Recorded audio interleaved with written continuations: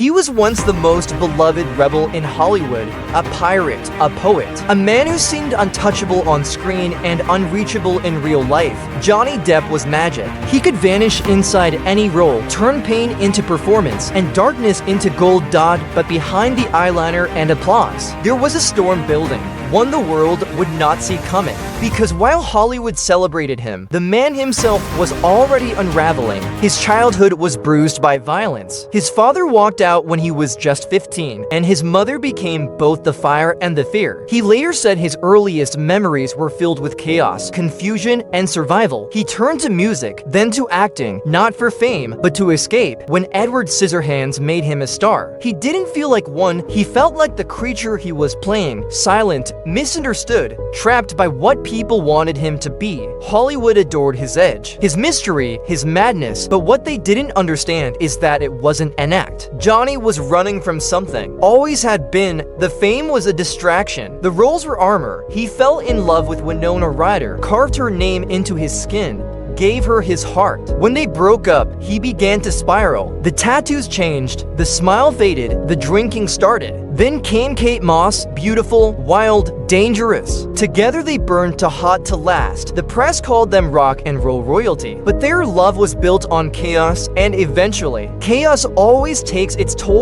In the early 2000s, Depp was reborn as Captain Jack Sparrow, a performance so strange, so brilliant, no one could ignore it. He became a global icon overnight, a hero to kids, a fantasy to millions, and for a while, he believed it too. But fame is a fickle friend, and as the money poured in, so did the pressure. The headlines changed from Hollywood's most gifted actor to troubled star. The man who once played outlaws was now living like one. He spent millions on wine, cars, islands, bought paintings, skulls, and stuffed bats. His lawsuits piled up. Former managers sued him. Security guards quit. People began to whisper, was Johnny losing control? Then came Amber Heard. At first, she seemed to be his second chance. Young, smart, glamorous, but their love quickly turned toxic. The arguments were loud. The bruises were public. The truth, hard to find.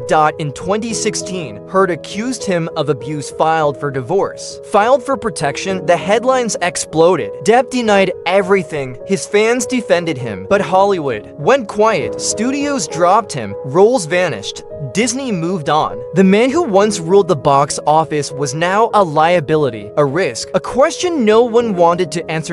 In 2018, Amber wrote a piece in the Washington Post. She never named him, but everyone knew who she meant. Johnny sued for defamation, she countersued, and the war began. The trial that followed wasn't just about law. It was about reputation, identity, redemption. The world picked sides. Hashtags trended, memes spread, and the courtroom became a stage. Johnny spoke of scars, of lost children's roles, of being cast out without proof. Amber spoke of fear, of manipulation, of her own survival. And millions watched, not to understand, but to take a side. The jury ruled in Johnny's favor, said he had been defamed, that his career had been destroyed by lies. But the damage had already been done. Years of silence, years of pain, years no victory could return. And now, Johnny Depp is rebuilding, slowly, quietly. He's painting more, touring with his guitar, starring in films that no longer require a box office guarantee. He's not the man he was before. He's something else. He's a symbol of fame's double-edged sword, of how the world builds you up and watches when you fall. He's been the villain, the victim, and maybe somewhere in between. Johnny once said, people cry not because they're weak, but because they've been strong for too long. Maybe that's what his story is really about. Strength, pain, fire.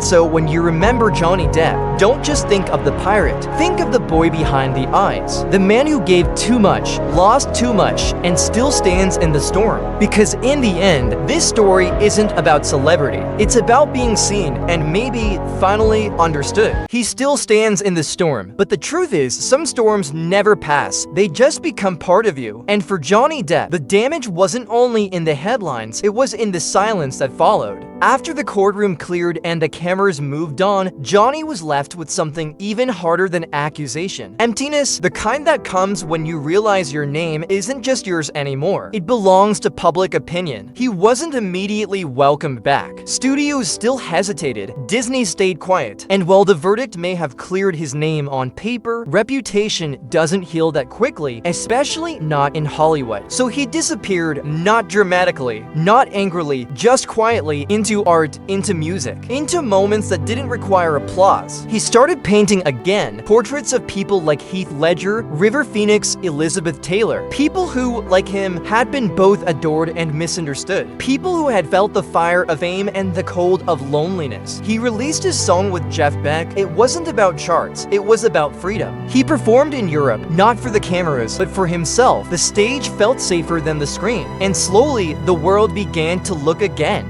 Not through the eyes of gossip, through the eyes of memory. They remembered Jack Sparrow, they remembered Edward Scissorhands. They remembered the boy who made them feel something. And maybe that's why they started to forgive him, or at least understand him. Depp didn't rush to reclaim the throne. He didn't chase headlines or beg for roles. He stayed where the noise was low and the art was honest. Because when you've been torn down in public, rebuilding is something you do in private. He appeared in Cannes, clean suit, quiet smile, a standing ovation not just for the actor, but for the survivor. And in that moment, it wasn't about winning, it was about breathing again. Because when you stand in the storm long enough, you don't come out the same. You come out knowing who you are and what you're not. But the truth is, he'll never be who he was. That version of Johnny Depp, the one untouched by war, is gone. What's left is something different, not broken, but reshaped. Johnny Depp may never win back every fan, may never star in billion-dollar franchises again, but maybe he doesn't need to, because legacy isn't measured in awards. It's measured in stories, in the ones you leave behind, and the ones strong enough to carry you through your darkest hour. And if this story reminded you of something you forgot, or someone you once were, then maybe it wasn't just about Johnny after all. Maybe it was about all of us. Maybe it was about all of us, about how we treat those we claim to admire, about how quickly we turn on the ones we used to cheer for, about how loud we get when we forget there's a person behind the performance. Because Johnny Depp didn't fall alone. He was pushed, pulled, dragged by a machine that builds icons just to watch them crack. The same machine that gave him everything took it back without hesitation. But here's the part they don't talk about. He didn't stay down. He didn't release a tell-all. He didn't weaponize pity. He chose silence. He chose healing. And in a world addicted to outrage, that kind of restraint is rare. He began saying yes only to what felt right. A European film, an art exhibit, a small concert in a city where no headlines followed him. And each time, he wasn't playing a character, he was playing himself. The world started to notice again, not because he asked them to, but because he stopped trying. There's something magnetic about authenticity. And for the first time in years, Johnny wasn't trying to be anything but human. He started mentoring young artists, supporting indie filmmakers, funding projects without putting his name on them. It wasn't about credit, it was about creation. He even stepped away from America, not out of spite, but because peace was louder overseas. In Europe, he wasn't a scandal, he was just a man with a guitar and a story to tell.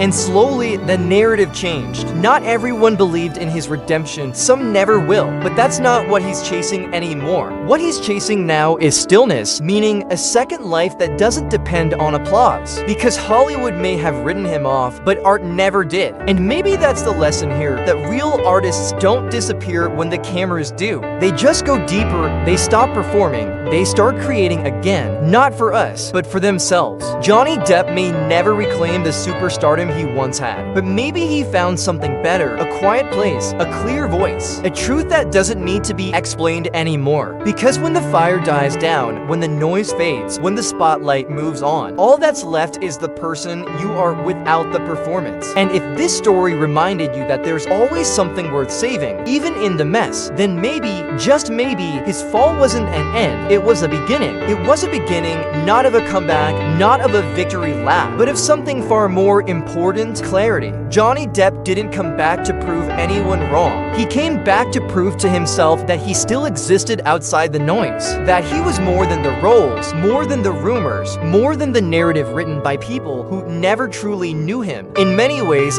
this chapter of his life isn't about acting at all. It's about stillness, rebuilding trust, realigning self-worth, and choosing what deserves his energy and what doesn't. There's something remarkable about someone who no longer needs the spotlight, but still earns it. He's become selective, not because he's fading, but because he's finally free. Free to say no, free to choose art over money, free to disappear without explanation and reappear only when it matters. You won't find him on talk shows. You won't see him chasing headlines. You'll find him backstage, painting in silence, telling stories through music, showing up in small theaters in foreign countries, playing characters no one expects him to play. And while Hollywood may never fully open its arms again, the world beyond it already has. A world that values honesty over polish, pain over perfection, humanity over gossip. People used to ask, can Johnny Depp be saved? But maybe that was the wrong question. Because the truth is, he didn't need saving. He needed space, time, and maybe someone to still believe in him when the world didn't. That someone was never a studio. It was never the press. It was the people who listened, who watched, who stayed through the storm. And if you made it here, still listening, still feeling this story in your chest, then maybe you were part of that too. And if you know someone else who's been written off too early, someone who's been misunderstood, mislabeled, misjudged, then maybe this is the kind of story you'll want to share. Not because it's perfect, but because it's real. And if you believe stories like this still matter, if you believe truth should outlive noise, then stay close. Because this space, this channel, was built for people like you.